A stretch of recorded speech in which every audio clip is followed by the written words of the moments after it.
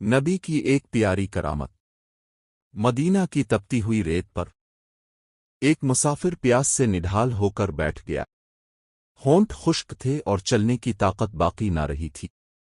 اس نے لرزتی آواز میں صرف اتنا کہا، یا رسول اللہ! اللہ کے پیارے نبی نے رحمت بھری نگاہ اس پر ڈالی اور اپنے مبارک ہاتھ آگے بڑھائے۔ اللہ کے حکم سے آپ کی انگلیوں کے درمیان سے پانی جاری ہو گیا۔ مسافر نے سیر ہو کر پانی پیا اور وہاں موجود سب لوگوں نے بھی اپنی پیاس بجھائی۔ یہ نبی کریم کی کرامت تھی جو اللہ کی قدرت سے ظاہر ہوئی۔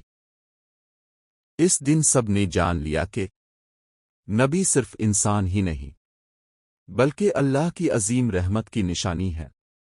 درود شریف پڑھنا نہ بھولیے اور ایسی پیاری اسلامی ویڈیوز کے لیے چینل کو سبسکرائب ضرور کریں۔